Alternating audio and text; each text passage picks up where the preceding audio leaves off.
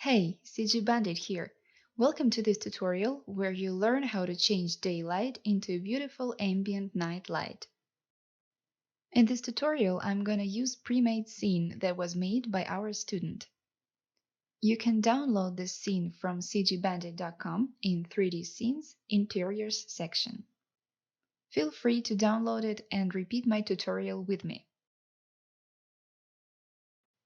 There is also an English version to our website. Clicking the button above, you are transferred to bandtrade.com. The logic is same here. Go to 3D Scenes, Interiors. Find the same scene. Feel free to buy it, download and follow my steps.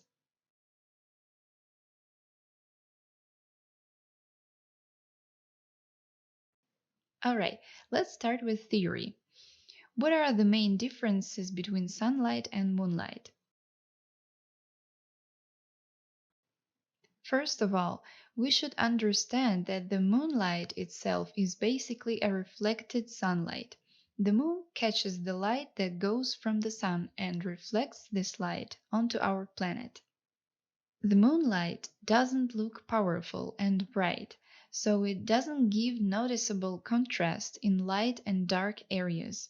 Instead, shadows look diffused and the transition between light and dark is smoother in comparison to sunlight.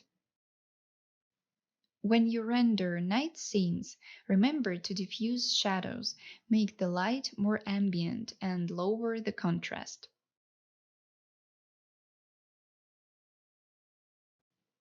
You can also diversify moonlight with warm fake light. This method is popular with interiors as well as exteriors. Take a look at this work by our student, where the cold moonlight is diluted with warm contrast light strip. There is a contrast in color tones that's between light and dark. And there's also a contrast in colors that's between opposite colors. This style is pretty common in exterior and interior rendering. It looks nicely dramatic, sets the tone. I advise you to use this contrast method. It's suitable to most of renders, however, not all of them. This is a landscape photo that has the same effect. You can see the harmony in cold night light and the warm lights of the city, warm color of the sand. Very pleasant to behold. This picture is a reference of a night sky for this tutorial. Alright, let's practice. First of all, let's review how the daylight is made here, and what are the frame buffer settings for the day render and for the night render. The daylight scene is lighted with Corona Sky and some lights. Corona Sky settings are monochrome, white and gray, intensity equals 2. Horizon works as the main light source. Quick tip: imagine Corona Sky in 3 parts. The middle one is horizon. Above it there's zenith and ground is below. Notice that horizon is the brightest here. Zenith is dull and ground is the darkest.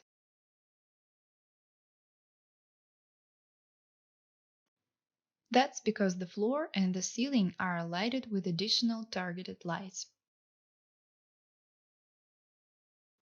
which have direct input white light, one light with intensity 30 and the other is 50.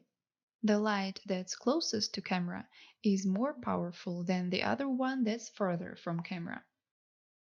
The directionality of lights is 0.45. The lights are targeted into the depths of the room. Now let's look at the frame buffer settings. As you can see, the scene has powerful sunlight. That's why the highlight compress here is high. If I change it to 2, the highlight is too much, so 15 looks better here. You can also add a little more contrast in Curve Editor to your liking.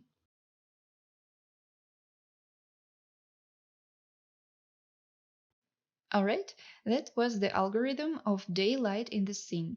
Now let's see the difference between daylighting and night lighting. Let me switch off all additional lights.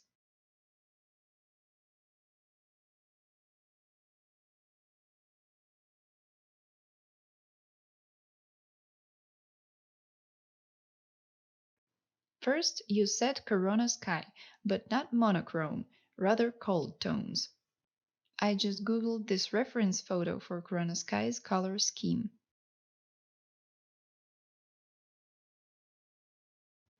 Open preview window.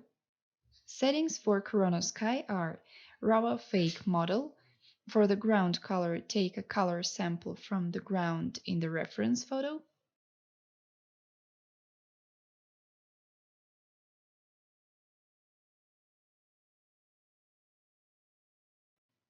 Take a sample for zenith in the upper part of the reference.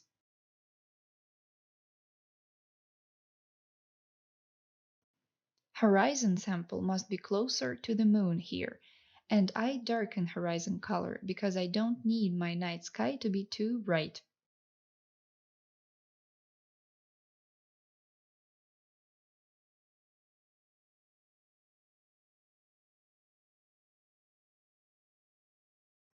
Next step is to attach the color correction map and lower the saturation by 20–30%.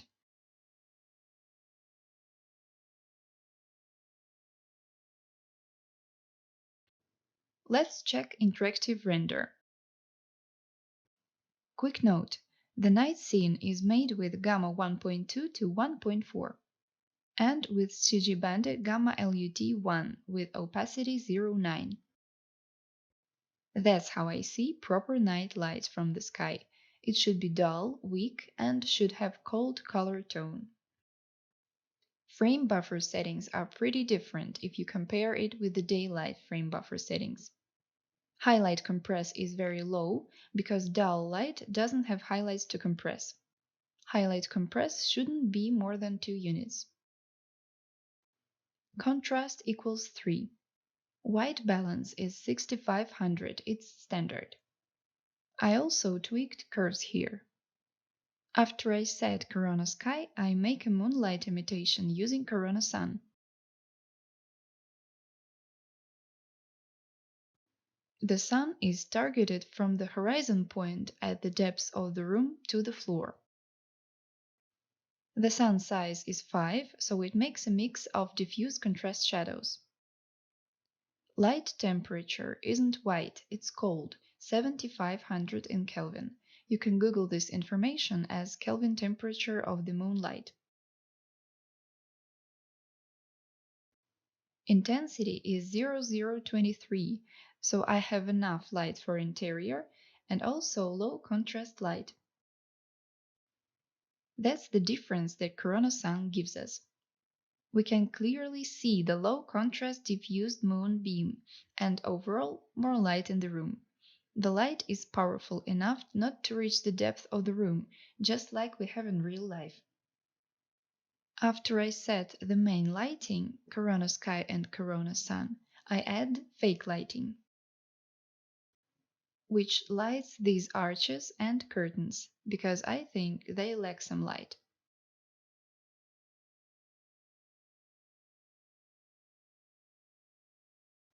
I set 2 square lights that shine through the windows. One light has intensity 4. Its color is white. That's because I think I have enough cold colors already. Second fake light has intensity 2, because the closer the light to the camera, the brighter is perceived. It's the same as in daylight render. The light that's closer to camera has its intensity higher than the other light. So the closest light's intensity is 4, the faraway light has intensity 2. Alright, the render shows now that the arches are brighter. Next, I want to light the geometry of the furniture, because I feel like the foreground lacks some light. So I set the big fake light right above the furniture, and it includes the furniture only, the sofa, the table, and the chairs. This light's intensity is 0.37. It's weak because the light itself is huge. Direct input white color. Notice the difference now, how this light nicely highlights the furniture. There you see the before and after result.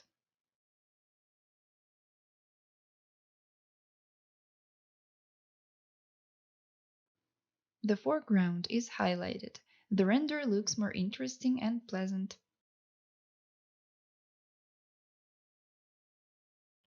The last step is to add some warm details. In the depth of the room, where the natural light is weak, I need to add some pendant lights. The pendants have warm color, 4000 Kelvin. Intensity is pretty high because the light bulb is tiny. There we have one warm light source that's already complementing the coldness. Next light is far in the hallway. It's a simple spherical light with intensity 30 and same 4000 Kelvin. This light should highlight the dark doorway and add coziness to the picture.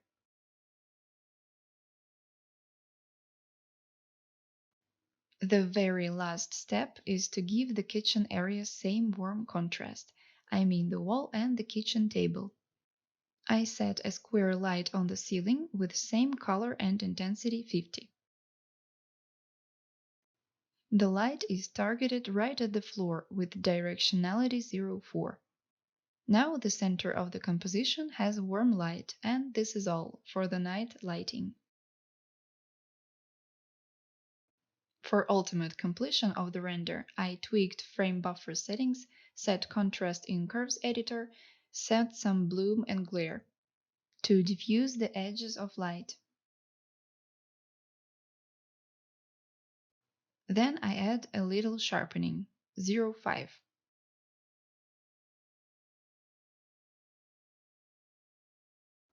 And the render is done. Please examine the result. In theory, this algorithm can be used for any interior or exterior renders. The main idea is to thoroughly examine the scene, what it really needs. And I'm sure you'll succeed. Thank you for watching. See you in the next tutorials. Get more information on educational courses at cgbandit.com.